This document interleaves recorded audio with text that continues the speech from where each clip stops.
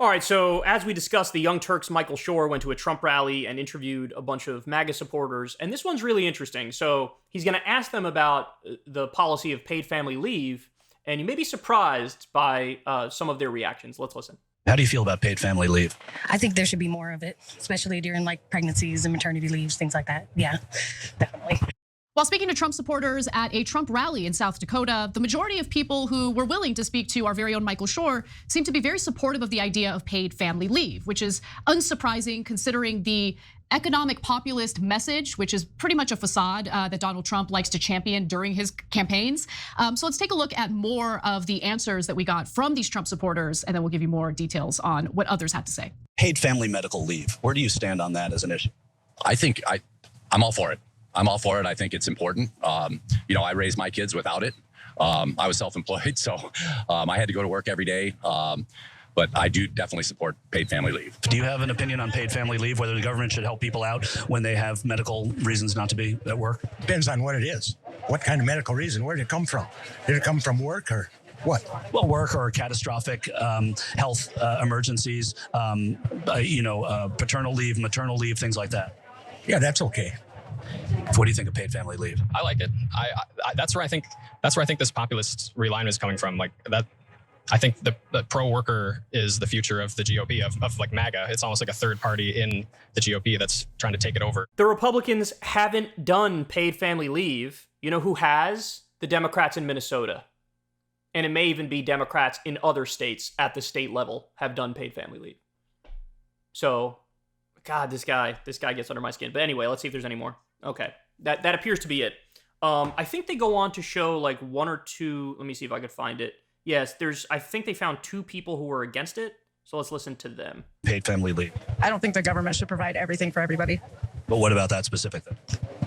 That's up to the businesses, in my opinion. Where do you stand on the issue of paid family leave? I'm not in. As it stands right now, it's just another handout that defeats the purpose of business. All right, so you get the breakdown there. Look, a majority of these voters were in favor of paid family leave. So what's my takeaway from this? My takeaway is what I just said in the previous segment, which is among Republican voters, you're going to find some crossover on some economically populist issues. Minimum wage is one. Paid family leave is clearly another. There's a litany of economically left positions that even Republican voters support, and basically all Democratic voters support. That's a good thing. Here's the problem. The problem is every single elected Republican is against it. Like literally everyone. Now, there are a handful of Democratic politicians who are against it, but the overwhelming majority of the Democratic politicians are for it. And like I just told you, in Minnesota at the state level, and in probably some other states as well, you have Democrats who have moved forward. In fact, in Minnesota, they did 12 weeks of paid family leave, which is phenomenal. The litany of things they got done in Minnesota with a one-vote Democratic majority is astounding. It's astonishing. So anyway, what's my takeaway from this? Guys, my takeaway is super simple. And I think this is something Cenk has been talking about for a while now. What should the Democrats do with this information? Why on earth would you not bring up a single issue bill, which is whatever, 12 weeks of paid family leave, let's say, just to pick a random number. Vote on it, get it past the Senate, send it to the House, and then apply colossal pressure to the Republicans, apply colossal pressure to Kevin McCarthy. Do press conferences, go on Sunday shows, show the polls. Hey, your own voters want this. A majority of your own voters want this. Are you going to put your middle finger up to the majority of your own voters? Well, look, let's be clear. Us Democrats are leading the charge on this, and the Republicans are not. They're actively against it, even though most of you, their constituents, are for it. Make a big stink over it.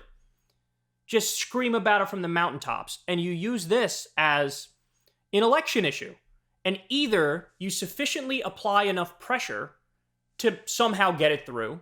Now, I acknowledge that's very difficult because the Republicans are so insanely elitist and corrupt, they probably wouldn't even blink in the face of that tremendous pressure. But even in the scenario you don't get it through, this is an issue that you use as an election issue to then kick their ass out of power as much as possible. And then once you regain power, you can go ahead with it.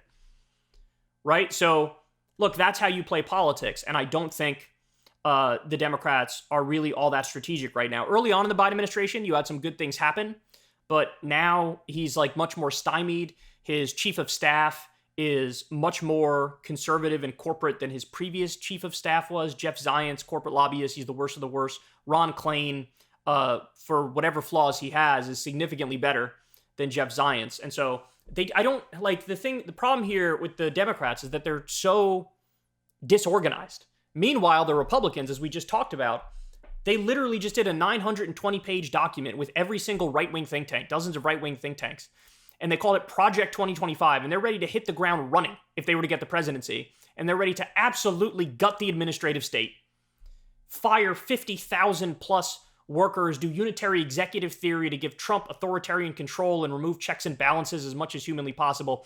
Like, they are super organized, and the Democrats are not. Now, to be fair, again, I'm talking about Democrats at the state level who are not organized, at the federal level, because Democrats at the state level are organized, which is why Midwestern Democrats in particular are freaking it right now. Tim Walz in Minnesota, 1-seat Democratic majority. They got universal free school meals, legal weed, carbon-free electricity by 2040, tax rebates for the working class up to $1,300 if you make under $150,000 a year, 12 weeks paid family leave, 12 weeks paid sick leave. They banned conversion therapy. They did red flag laws for guns, universal background checks for guns, automatic voter registration, free public college for families that make under $80K, ban on PFA or forever chemicals, $2.2 billion increase in K-12 school funding, sectoral bargaining for nursing home workers. So basically what I'm saying here is the Democrats at the national level have to copy the Minnesota Democrats. There's no reason, especially with the Republican base being as supportive as paid family leave, there's no reason why you shouldn't bring up a single issue bill in the Senate, pass it, and then apply tremendous pressure to the Republicans on it. Because at the very least, it's an optical electoral strategy win, right? And at most, perhaps you apply enough pressure to actually get it through. You know, I'm telling you, these state level Democrats, they need the national Democrats need to learn from them. Another great example of this is Wisconsin Governor Tony Evers. He increased public school funding for 400 years by doing a procedural trick. He was given like not only a line item veto, it's like a digit veto. And so he was like, he got a bill that increased school funding for like 4 years or something like that. And he changed it to 400. This is what the Democrats at the national level need, man.